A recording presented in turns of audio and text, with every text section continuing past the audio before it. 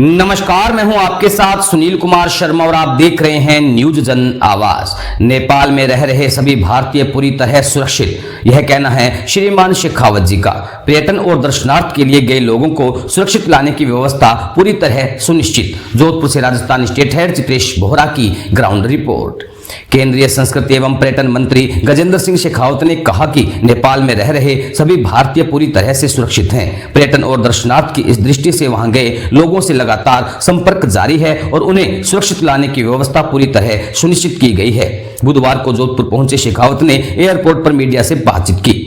उन्होंने कहा कि नेपाल में नोटम लगने के कारण किसी तरह के एयरपोर्ट ऑपरेशन नहीं हो रहे हैं और इनके इवैक्यूएशन का कार्य शुरू हो जाएगा। इसके लिए पहले से हमारे हवाई जहाज वहां खड़े हैं। केंद्रीय मंत्री ने कहा कि भारत और नेपाल के बीच में सड़क मार्ग का रास्ता सबसे सुलभ मार्ग है, अब वह भी खुला है, लेकिन एहतियात के मद्देनजर किसी भी भारतीय को कर्फ्यू के दौरान ट्रेवल नहीं करने की हिदायत दी गई है। शेखावत ने कहा कि भारत सरकार इस पूरे घटनाक्रम को लेकर पूरी तरह से संवेदनशील है। मंगलवार को प्रधानमंत्री पंजाब, हिमाचल और जम्मू में बाढ़ की स्थितियों का आकलन करके लौटे तो उन्होंने आते ही इन सारी व्यवस्थाओं की सुरक्षा संबंधी कैबिनेट की उप समिति के साथ बैठक कर सारी स्थिति पर विचार किया, लिहाजा हर स्थिति पर नजर रखी गई है। शेखावत ने कहा कि नेपाल के साथ हमारा रोटी बेटी का संबंध है, वह हमारा मित्र देश है, हमारा उनसे दिल का रिश्ता है जो हजारों साल पुराना है। इसलिए भारत में रह रहे नेपाली नागरिकों के साथ हमारा रिश्ता मजबूत है। पहले भी ऐसी घटनाएं होने के बाद और आज जब इस तरह की घटना हुई है तो हमारे संबंधों में कोई परिवर्तन नहीं आया है। केंद्रीय मंत्री शेखावत ने नेपाल से पहले श्रीलंका और बांग्लादेश में हुए इस तरह के घटनाक्रम के बाद सीमाओं पर पैदा हुई असहज स्थिति के मद्देनजर कहा कि भारत हर दृष्टि से सुरक्षित है। भारत की सीमाएं सुरक्षित हैं, न केवल सुरक्षित हैं बल्कि हर ऐसी परिस्थिति का जवाब देने के लिए सशक्त भी हैं और समर्थ भी। उन्होंने कहा कि भारत के लोगों की लोकतांत्रिक व्यवस्था की आस्था इतनी प्रबल है कि भारत में आज ही नहीं आने वाले 100 साल में भी इस तरह की परिस्थिति बने, इसकी कोई संभावना नहीं।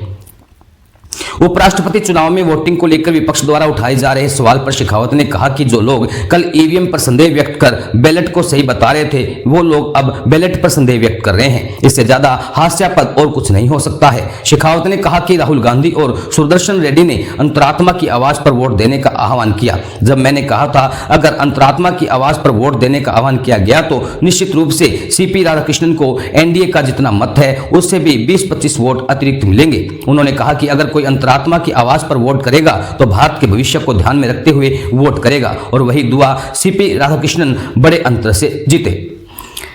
राजस्थान स्टेट हेड चित्रेश बोहरा की रिपोर्ट के साथ देखते रहिए न्यूज जन आवाज। तो भारत सरकार की ओर से अपने लोगों को सुरक्षित करने के कौन से इंतजाम किए जा रहे हैं? देखिए, माननीय प्रधानमंत्री जी ने कल जिस तरह से नेपाल के सारे घटनाक्रम पर ट्वीट करते हुए अपनी तरफ से जो चिंता जाहिर की थी उससे सब कुछ हम सब के सामने स्पष्ट हो जाता है। नेपाल में जो कुछ हुआ है वो चिंताजनक है, लेकिन जिन कारणों के चलते हुआ है वो और भी ज्यादा चिंताजनक है। नेपाल में रहने वाले भारतीय जो बहुत बड़ी संख्या में रहते हैं वो सभी लोग सुरक्षित हैं, उन्हें किसी तरह का कोई खतरा या उनके खिलाफ किसी तरह की कोई भी हरकत अब तक संज्ञान में नहीं आई है। जो पर्यटक भारत के नेपाल में थे, दर्शनार्थी थे, कुछ लोग कैलाश मानसरोवर की यात्रा के चलते हुए उस मार्ग पर थे, उन सब लोगों से निरंतर संपर्क बनाया हुआ है क्योंकि वहां अभी नोटम लगा है, वहां किसी भी तरह का एयरपोर्ट ऑपरेशन नहीं हो रहा है। भारत सरकार सतत दृष्टि इस पर बनाए हुई है। अगले 3-4 घंटे में शायद वहां एयरपोर्ट ऑपरेशन शुरू हो जाएगा।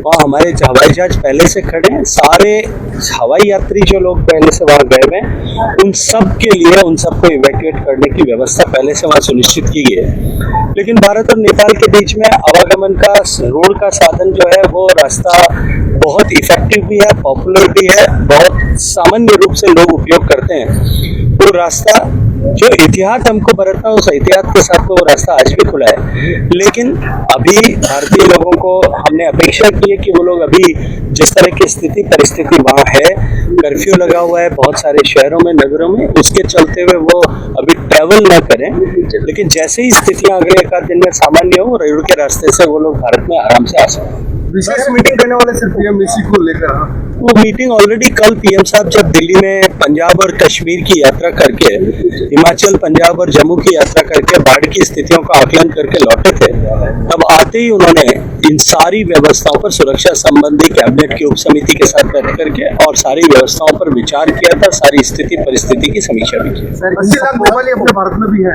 निश्चित रूप से वो हमारे मित्र हैं। नेपाल हमारा मित्र राष्ट्र है। नेपाल के साथ हमारा रोटी बेटी का संबंध है। नेपाल के साथ हमारा दिल का रिश्ता है और वो रिश्ता हजारों साल पुराना है। इसलिए हमारे रिश्ते में कहीं भी इन सब घटनाक्रम का न पहले भी इस तरह के घटनाक्रम होने पर कोई प्रभाव हुआ न आज भी होने वाला है। सरकार ने धर्मांतरण बिल जो है सर राजस्थान सरकार ने कल पास किया है, उसकी सब तरफ तारीफ हो रही है सर, आप क्या कहते हैं? मैं उसका हृदय पूर्वक स्वागत करता हूँ। अगर पहले ऐसा हुआ होता तो शायद देश में जो डेमोग्राफिक नुकसान हुआ है वो शायद कहीं हद तक रोक पाता। सर इन सब को देखते हुए भारत के सुरक्षित देश है कि मोदी जी 100% सुरक्षित है। आप बिल्कुल चिंता मत करिए और आपके दर्शकों से भी कहूंगा कि वो भी चिंता करना बंद कर दें। भारत की सीमाएं सुरक्षित है। भारत आंतरिक दृष्टिकोण से सुरक्षित है।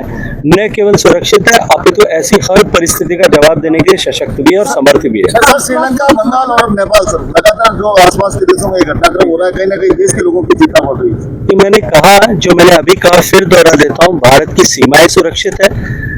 भारत आंतरिक दृष्टिकोण से सुरक्षित है और भारत लोकतांत्रिक रूप से, भारत के लोगों की भावना, लोकतंत्र में आस्था और भावना इतनी प्रबल है कि भारत में इस तरह का कोई कभी भी, आज नहीं आने वाले 100 साल में भी कभी इस तरह की स्थिति परिस्थिति बने इसकी संभावना नहीं है। सर पढ़े लिखे वोट करते हैं, उपराष्ट्रपति चुनाव में 15 वोट खारिज हो जाते हैं। निश्चित रूप से चिंता की विषय है, निश्चित रूप से दुख का भी विषय है, लेकिन अभी यह तय होना बाकी है कि पहले, क्योंकि लोकतांत्रिक व्यवस्था में वोट सीक्रेट है, तो यह तय नहीं किया जा सकता किसका वोट खारिज हुआ है।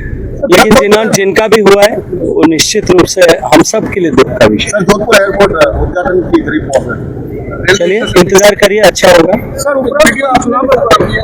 भारतीय एनडीए, जैसा मैंने पहले भी कहा था, कल सुबह आप ही के मीडिया के मित्रों ने दिल्ली में जब मैं वोडकास्ट करके 10:30 बजे निकला था, तब मुझे पूछा था कि राहुल गांधी जी ने और सुदर्शन रेड्डी उन दोनों ने ही अंतरात्मा की आवाज पर वोट देने का आह्वान किया है।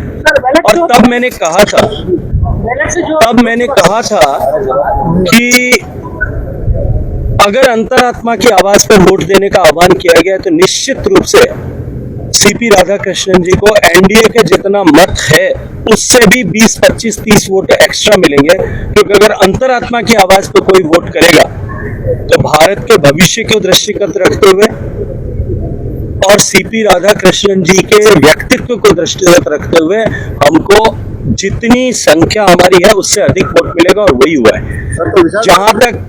जहां तक बैलेट के पर प्रश्न खड़े करने का, मैं सिर्फ इतना कहना चाहता हूं कि जो कल तक ईवीएम पे प्रश्न खड़ा करके बैलेट को अच्छा बता रहे थे, वो आज अपने आप को हंसी का पात्र बनाते हुए वो अब बैलेट पर संदेह व्यक्त कर रहे